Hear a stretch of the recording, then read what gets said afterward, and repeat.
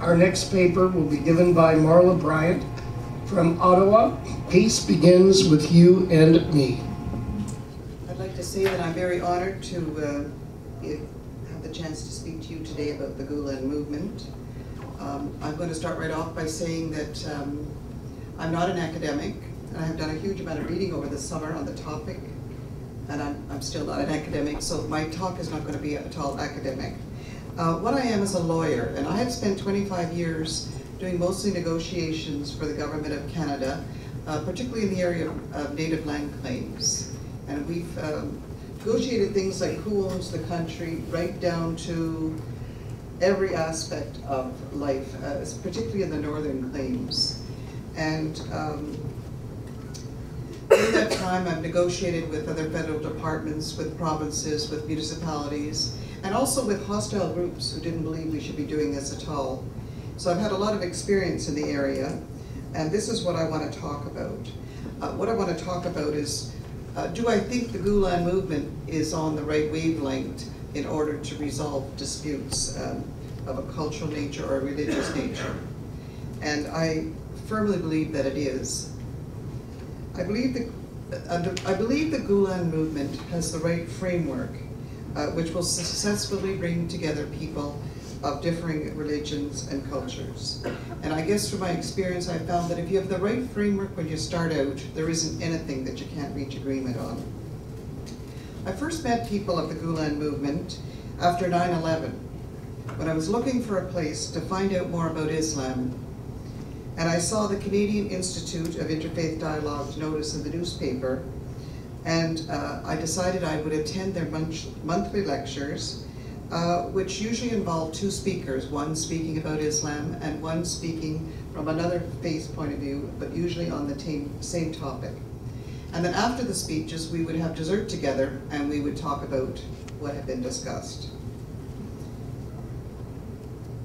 Through the Canadian Institute of Interfaith Dialogue, and with the support of the Turkish government and Turkish businesses, I visited Turkey in 2007. Why Turkey? Turkey is where 5 of the 6 original churches in the Christian religion were founded. In addition, Turkey was the center of the Ottoman Empire, which ruled much of the Muslim world until being dissolved after the First World War. There were 5 Christians and 1 Hindu in our group that traveled, and we traveled with Ishak Yergensi, who's an imam. We visited many cities and many ancient Christian sites, and we also visited many mosques. But as we traveled along, and usually it was for 12 hours a day, we spent hours talking about our individual faiths and our cultures, and we found that we had many, many things in common. And where we differed, we found great newfound respect for each other. What makes the Gulen movement successful? Well, I think 2 things, and I'm going to be very succinct, and then I'll go into a bit more detail of how it works practically on the ground. Mr. Gulen took great inspiration from the mystic and teacher Rumi, who said we must base all our relationship on love and respect for our fellow man. In fact, Rumi went on to write over 70,000 poems about love. And he was talking about love in the, not in the romantic sense, but in the sense of loving and respecting fellow human beings. And with that as the basis for all of your actions, then you can't help but listen and be open to other people.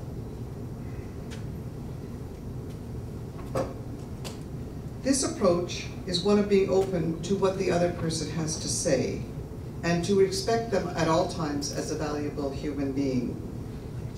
You do not take anger or at anything they say, even if they express anger to you, or sometimes even hatred. But rather, you listen, and with open friendship, you wait until there is calm, and then you can share common ideas and be open to each other's differences. The second influence, and I'm not saying very much about these because later speakers are going to go into them, but the second influence is Sufism, which was also practiced by Mr. Gulen, or practiced by Rumi. Sufism, the aspect of it which I'm going to talk about is the fact that it teaches you to seek truth and excellence on a personal basis, and to move beyond the basic requirements of your religion. Sufism says you can make a difference by your own actions, and you need not wait for other members of your community in order to do things to change the world. Sufism is very strong in Islam, but has also influenced other Christians like St. Francis of Assisi and many others in other religions. In other words, you can set an example and you can act, and you personally will make a difference. So with my topic, Peace Begins with You and Me, I'll give you a little bit of historical background and then I want to go into the practical side. During the 20th century, the wars seemed to be based on political ideologies, but recently, in this century, most of the conflicts seem to be on a religious basis. However, when we look really closely, it isn't really the religion that people are fighting over, but they rather use their religion as a means to justify warring with their enemies and perhaps to achieve power or something else that they hope to achieve. To see the problems of the world solely as religious issues is to try to simplify a complex problem.